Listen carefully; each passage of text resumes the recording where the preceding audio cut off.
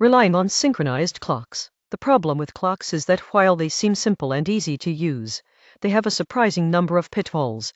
A day may not have exactly 86,400 seconds. Time of day clocks may move backward in time, and the time on one node may be quite different from the time on another node. Earlier in this chapter we discussed networks dropping and arbitrarily delaying packets. Even though networks are well behaved most of the time, software must be designed on the assumption that the network will occasionally be faulty, and the software must handle such faults gracefully. The same is true with clocks. Although they work quite well most of the time, robust software needs to be prepared to deal with incorrect clocks. Part of the problem is that incorrect clocks easily go unnoticed. If a machine's CPU is defective or its network is misconfigured, it most likely won't work at all, so it will quickly be noticed and fixed. On the other hand, if its quartz clock is defective or its NTP client is misconfigured, most things will seem to work fine, even though its clock gradually drifts further and further away from reality. If some piece of software is relying on an accurately synchronized clock, the result is more likely to be silent and subtle data loss than a dramatic crash. Thus, if you use software that requires synchronized clocks, it is essential that you also carefully monitor the clock offsets between all the machines. Any node whose clock drifts too far from the others should be declared dead and removed from the cluster. Such monitoring ensures that you notice the broken clocks before they can cause too much damage. Let's consider one particular situation in which it is tempting, but dangerous, to rely on clocks ordering of events across multiple nodes. For example, if two clients write to a distributed database, who got there first? Which write is the more recent one? Figure 8-3. The write by client B is causally later than the write by client A, but B's write has an earlier timestamp. In Figure 8-3, when a write is replicated to other nodes, it is tagged with a timestamp according to the time of day clock on the node where the write originated. The clock synchronization is very good in this example. The skew between node 1 and node 3 is less than 3 ms, which is probably better than you can expect in practice. Nevertheless, the timestamps in Figure 8-3 fail to order the events correctly. The write x equals 1 has a timestamp of 42.004 seconds, but the write x equals 2 has a timestamp of 42.003 seconds, even though x equals 2 occurred unambiguously later. When node 2 receives these two events, it will incorrectly conclude that x equals 1 is the more recent value and drop the write x equals 2. In effect, client B's increment operation will be lost. This conflict resolution strategy is called last write wins (LWW), and it is widely used in both multi-leader replication and leaderless databases such as Cassandra and Ryuk. See last write wins discarding concurrent writes on page 186. Some implementations generate timestamps on the client rather than the server, but this doesn't change the fundamental problems with LWW. Database writes can mysteriously disappear.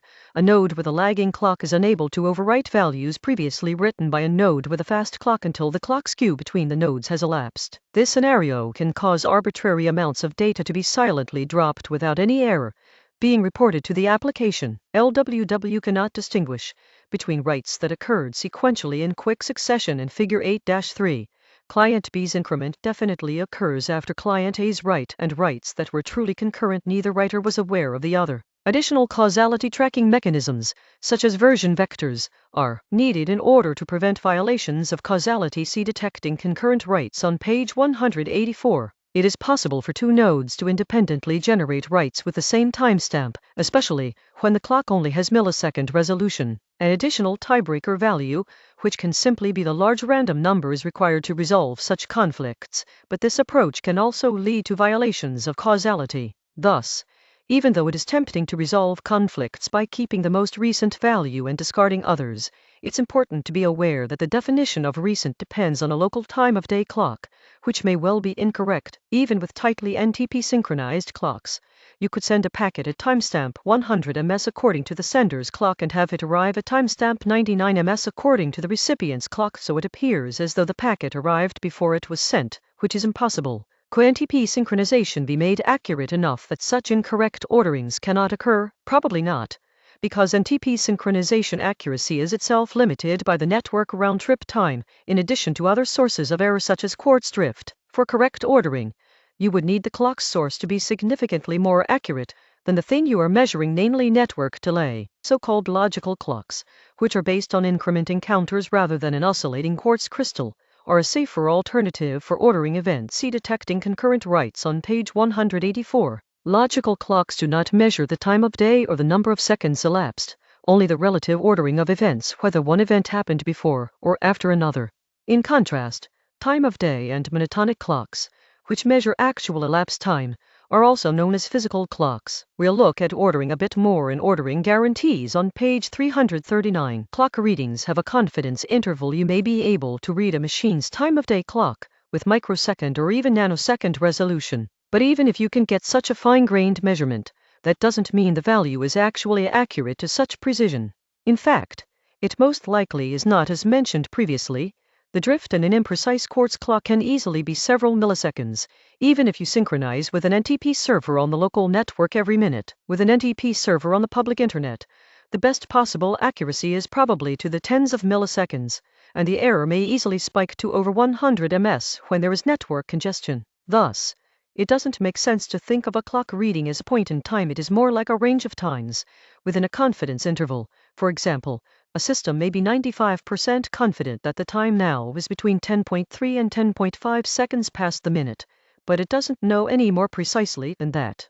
If we only know the time plus /100 ms, the microsecond digits in the timestamp are essentially meaningless. The uncertainty bound can be calculated based on your time source. If you have a GPS receiver or atomic cesium clock directly attached to your computer, the expected error range is reported by the manufacturer. If you're getting the time from a server, the uncertainty is based on the expected quartz drift since your last sync with the server, plus the NTP server's uncertainty, plus the network round-trip time to the server to a first approximation, and assuming you trust the server. Unfortunately, most systems don't expose this uncertainty. For example, when you call clock@time, the return value doesn't tell you the expected error of the timestamp, so you don't know if its confidence interval is 5 milliseconds or 5 years. An interesting exception is Google's TrueTime API in Spanner, which explicitly reports the confidence interval on the local clock. When you ask it for the current time, you get back two values: earliest, latest, which are the earliest possible and the latest possible timestamp.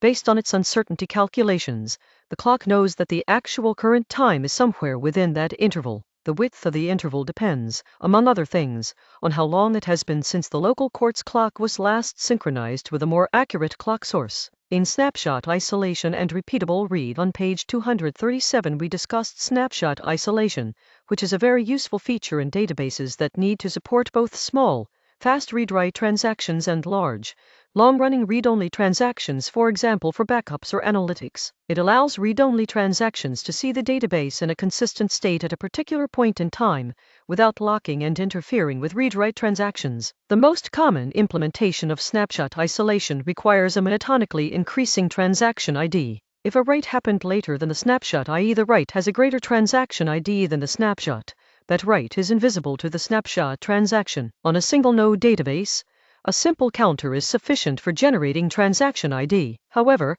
when a database is distributed across many machines, potentially in multiple data centers, a global, monotonically increasing transaction ID across all partitions is difficult to generate because it requires coordination. The transaction ID must reflect causality.